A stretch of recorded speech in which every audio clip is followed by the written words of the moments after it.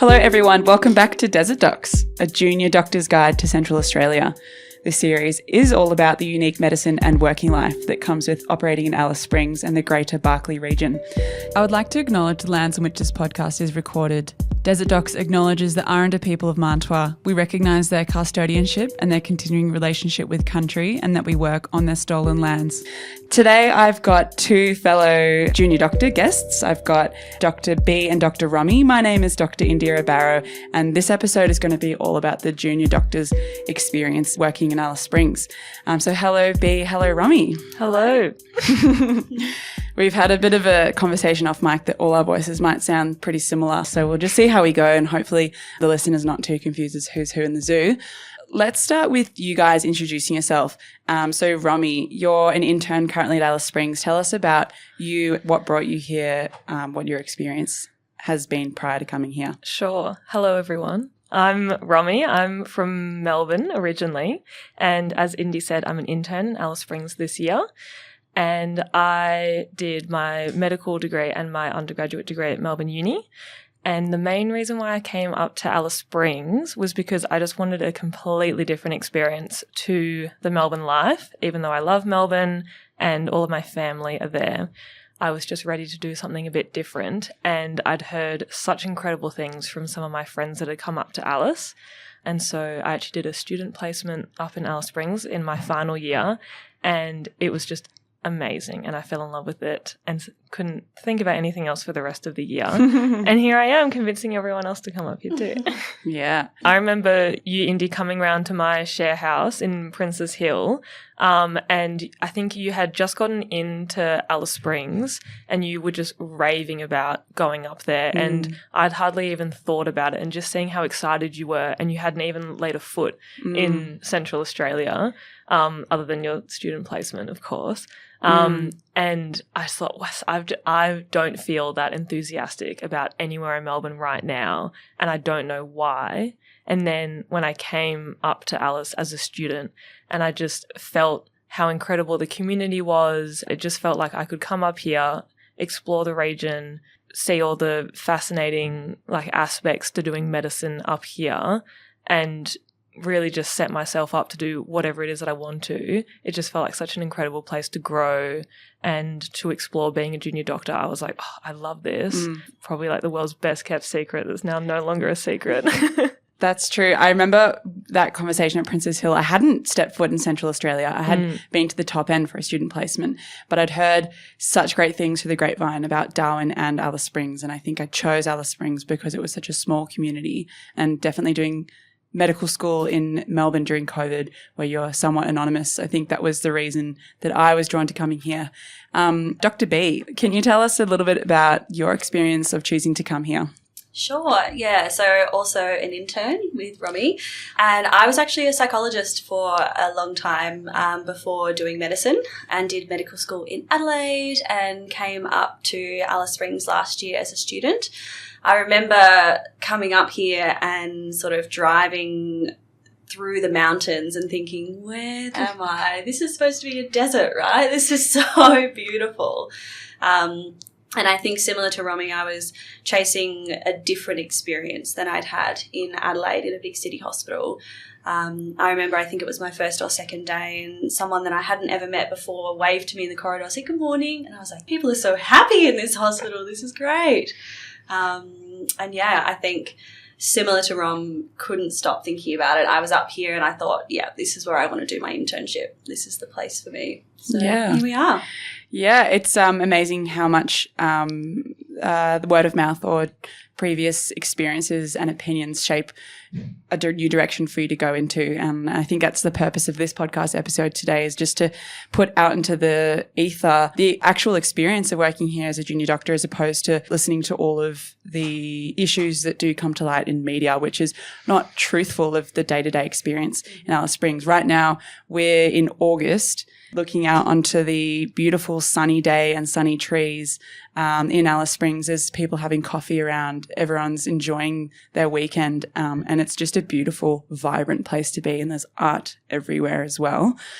I might get stuck into what your experiences are actually working here. Romy, what rotations are you doing this year? And we can also speak about what the options are in terms of electives to undertake as an intern. I think Alice Springs is quite unique compared to the rest of Australia in that interns and junior doctors in general only do 4 rotations throughout the year. So our rotations go for 3 months at a time, whereas, at least my understanding, everywhere in Victoria and up in Darwin, you actually do 5 rotations. And so that's the first big difference.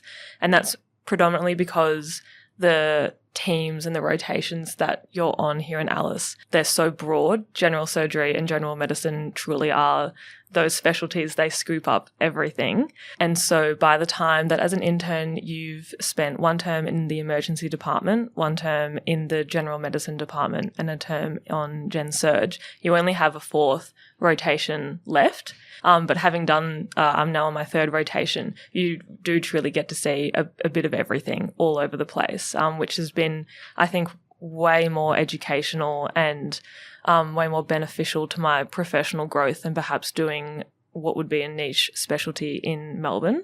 So I started in the emergency department, which felt at the time a bit like baptism by fire, but it was actually so incredible.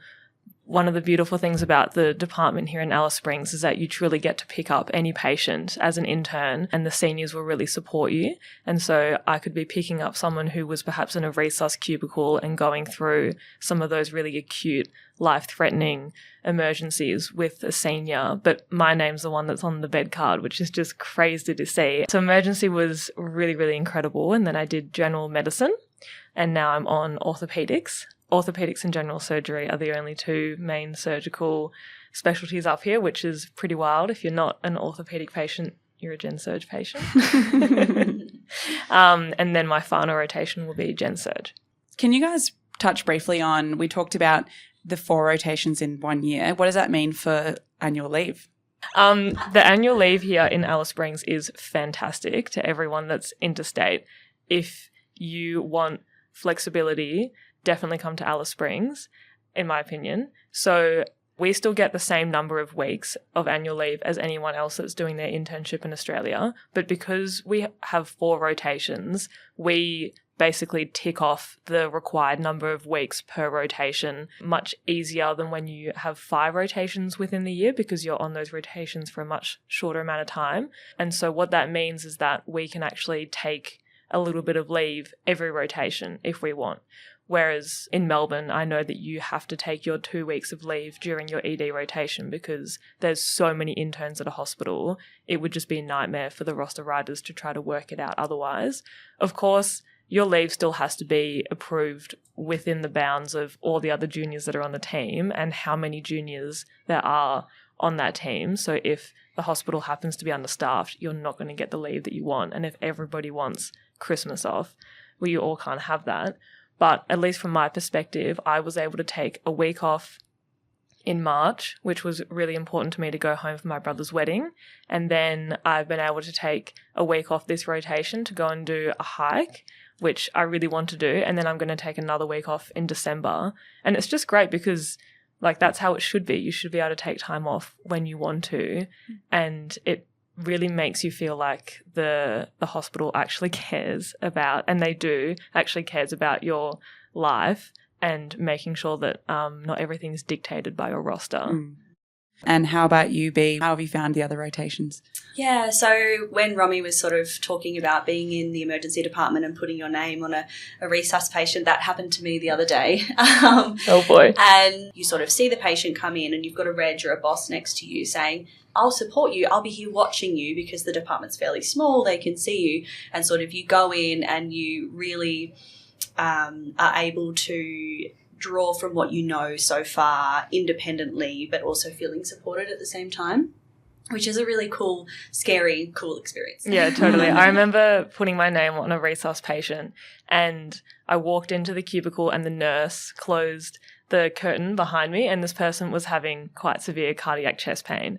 And I think I spoke to them for about 15 seconds.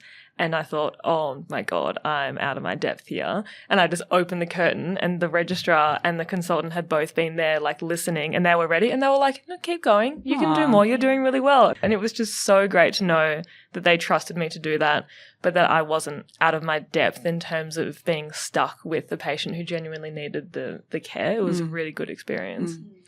And that's something I just would like to quickly touch on as well, is that being in a small hospital, so Alice Springs is a 183-bed hospital, and you've got your wards being Gen Med, Gen Surge, orthopedics, renal, pal care, maternity, pediatrics, emergency, a couple of others that I'm missing. But the point of mentioning that is you really get to know all of the different junior doctors and registrars and consultants. When you're eventually down in emergency, having done a few of those other rotations, you're referring to one of your old colleagues or one of your old friends, and the pressure is really off, and everyone's really supportive of you because they know you. So I think it makes a difference to your learning experience when you have a bit more room to move and flexibility. The other thing is there's a lot of people who rotate from other hospitals, and there's a two-way learning that happens where you're telling them about Central Australian presentations or how to use, the computer system. But that two-way learning really fosters a relationship. Every person that I make a referral to, I know exactly what they look like. I can picture them sitting in the office that they're sitting in. I know what their routine is, and it you know what they eat. I know what they eat. I know what time they arrived. I probably know where they live because I've probably been to their house. Yeah.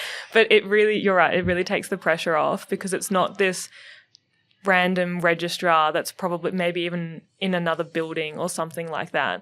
But then also on the other side, in Alice, we make so many referrals to interstate hospitals or up to Darwin, and our clinical understanding of what is going on with the patient that we're making a referral has to be so good and so tight, because that person on the other end of the phone is not going to be able to see the patient at all. And so even though the in-house referral system is really, really good and I feel really safe and really comfortable, being in Alice has been so good for my learning in terms of honing my language and my summarization, because you're explaining something to a boss or to a registrar that's hundreds and hundreds of kilometres away, who's maybe looking at a scan, but they have no idea about what the patient actually looks like. Or what the services are at Alice Springs as well. Yeah, and you have to explain to people what we do and don't have here, even though it's all within the same country. Yeah, it's wild. Okay, so we've talked about the logistics of being employed as a junior at Alice Springs. What about the on-the-ground learning and experience and clinical presentations that come through? Bea, could you explore a little bit of that for us in your first couple of months of being an intern? So I think, as Romy touched on before, you really do see it all here, which is a really interesting spot to be in. I think people, when they talk about medicine in Central Australia, they say, oh, it's such fascinating pathology, it's so amazing, which I think from the outset, yes, you get to see rare diseases that you might not see anywhere else. At the same time, living here, you recognise that it's actually really devastating medicine, because you see directly the effects of colonisation on our patients. You see quite clearly the gap that, people are always trying to close or talking about closing.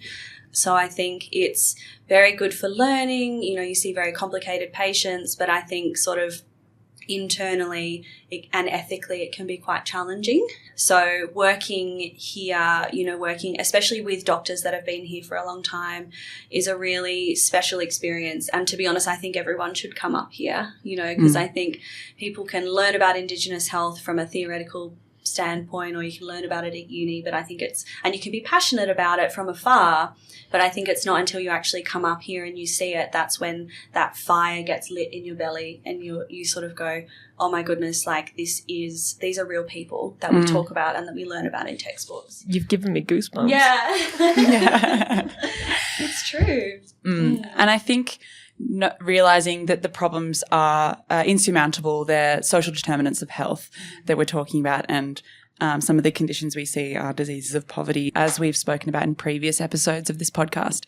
But recognizing that you as a clinician have a therapeutic benefit in your own mannerisms, in your own rapport building, in your own relationship with a patient, it really makes you dig deep to put a smile on their face or your face in the midst of all of this very difficult medicine that we're confronted with. I agree. And I think learning from the person in front of you as well, because I think medicine, traditionally, it is quite patriarchal. You know, we tell patients this is what I think you should do. And, you know, we learn in med school that, okay, you tell them this and then they'll go and follow your advice theoretically. That does not happen up here for a number of reasons, you know, that people might speak a different language or many different languages from you. They might not have a fridge to put their medication in. They might not care because you're not part of their belief system or part of their culture. They don't know you. They don't trust you. So I think it also gives you a way of sort of connecting with people, and it teaches you the importance of connecting with people. You know, you sort of don't take it for granted. You don't take your position for granted because you recognise that it is, important to sort of build that trust and that rapport, and it really helps you hone in those skills in that area. And it builds on your problem solving as well, because you have to come to a solution together about what kind of aspects of management that they're going to employ. And sometimes that's restricted by them living in a remote community where the clinic's actually not open every single day of the week, or it's a few dozen kilometres away from their house. And they don't have a car. Exactly. Yes. So you become a bit more of a problem solver outside the realm of medicine, which I think is a skill as well. Moving on to maybe the other aspect of living and working in Alice Springs as a junior doctor, we kind of touched on it before about the beauty of living in Alice Springs. And I think being so close to the great outdoors is another draw card for a lot of people to work here rather than being in a big metropolitan city. Bea and Romy, can you speak to the aspects of the physical place of Alice Springs that you enjoy? I think it really gets under your skin, the physical place. I think seeing the colour or the colours, the bright blue sky contrasted with the red dirt and that sort of greeny, browny grass in between. I think if you've been here, you can kind of picture it. It does really capture you in a way, and it makes you want to go outside more. Romy and I have been on a few camping trips together, and I'm sure, you know, all of us will continue to go on more of them. But it's so accessible, and I think it's such a privilege to be living up here and having the beauty that we do on our back doorstep anytime we want to go.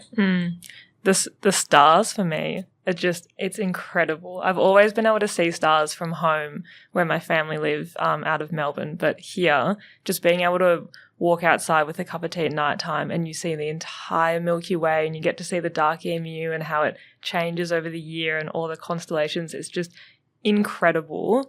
And as Bea was saying, it is so accessible. After this, I'm going to drive 10 minutes and go to a waterhole when no one else is and just plonk there all afternoon, and it's a Saturday. It's just crazy. Our commute to work is at its worst 6 minutes, which is just wild. And there's a huge seasonal change as well in Central Australia, which I don't think people properly appreciate. During the wintertime, it is really, really cold. Overnight, it can get into the negative degrees, but then you just have these gorgeous days where you can do beautiful hiking, and the area is just so undulating. It's so hilly. You can do awesome hikes up to these peaks or throughout the water holes. And then during the summer, it's unsurprisingly very hot. Sometimes overnight, it doesn't get below 34 degrees. Which is pretty crazy. But everyone has a pool.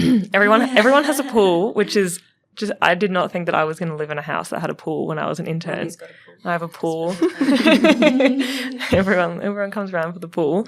But something that the heat kind of taught me very early on when I moved here in January, you can't move fast. Everyone moves slow. You finish work and you go to the nearest body of water, and you slow down so much. There's none of this, I have to get home and do my research project. I have to get home and do this and do that, just because you can't, because it's so hot. And it's actually for a short period of the year anyway. Really kind of makes you change your lifestyle. And I think coming from med school where all you're trying to do is study, get on top of things, get good references, and then coming here, everywhere that's beautiful is a touch away. You get so connected to nature. And that becomes like a point of connection at the hospital as well. Like, you meet new people and you can talk about work for a bit because that's what you've got in common, but then you go, so what are you really interested in? So tell me about where you've been camping recently. You know, you get to run on the Larapinta whenever you want to. You can go East Max, whatever you like. And there will always be people for you to sort of connect with. So you can build on your life outside of work. Like it doesn't have, I think medicine can be so all-consuming and you end up just hanging out with doctors or just hanging out with people from the hospital, and then you talk about work and then you never have a mental break. Whereas I think here there are so many things and activities that you can do outside of work that you give your brain a little rest, a little time off medicine every now and again, which I didn't recognise would be so important until I came up here and I had that as well. I'll also just add in quickly, I think it's important that everyone knows that Bea recently won a marathon in Uluru. Huge trail running hero over here, international fame. Did you win it? She won it. All right. Thank you so much, Romy and Bea, for coming onto the Desert Docs podcast. I think it was really awesome to just nerd out on how good Alice Springs is and working here. And we've all come from interstate and appreciated coming here. So thanks again, and catch you guys on the next episode. Thanks, Indi. Bye. Desert Docs, a junior doctor's guide to Central Australia, is an NT Health Media podcast produced with the help of ACCC Studio.